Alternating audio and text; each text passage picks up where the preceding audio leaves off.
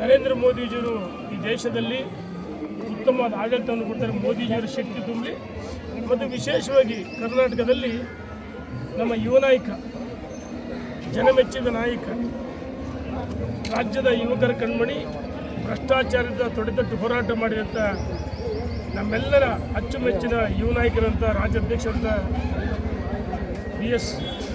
BY ವಿಜಯೇಂದ್ರವರಿಗೆ ತಾಯಿ ಆಶೀರ್ವಾದವನ್ನು ಮಾಡಲಿ. 2028 ವಿಧಾನಸಭೆ ಚುನಾವಣೆಯಲ್ಲಿ 150 ಸ್ಥಾನ ಬರಲಿ ಮತ್ತು ಅವರ ನೇತೃತ್ವ ಭಾರತೀಯ ಜನತಾ ಪಾರ್ಟಿ ಪೂರ್ಣ ಪ್ರಮಾಣದ ಅಧಿಕಾರಕ್ಕೆ ಬರಲಿ ಮತ್ತು ಲೋಕ ಕಲ್ಯಾಣಕ್ಕೋಸ್ಕರ ಒಳ್ಳೆಯದಾಗಲಿ ಅಂತೇಳಿ ಪ್ರಾರ್ಥನೆ ಮಾಡಿದ್ದೀವಿ.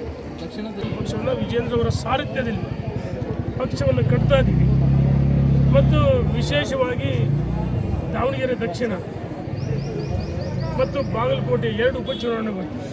ನಾನು ಅದಕ್ಕೋಸ್ಕರ ಹೇಳಿದ್ದು ವಿಜೇಂದ್ರ ಅವರ ಸಾರಥ್ಯದಲ್ಲಿ ಭರ್ಜರಿ ಜಯಬೇರಿ ಗಳಿಸಿ ನಮ್ಮ ಅಭ್ಯರ್ಥಿಗಳು ಹೆಚ್ಚಿನ ಬಹುಮತ ಗೆಲ್ಲಬೇಕು. ತಾಯಿ ದುರ್ಗಮ್ಮ ದೇವಿ, ನಾಡದೇವಿ, ನಮ್ಮ ಮೈಸೂರಿನ ತಾಯಿ ಚಾಮುಂಡೇಶ್ವರಿ ಮತ್ತು ದೇವಾನ ದೇವತೆಗಳು ಶಕ್ತಿ ತುಂಬಲಿ ಅಂತ ಪ್ರಾರ್ಥನೆ ಮಾಡಿದ್ದೀವಿ.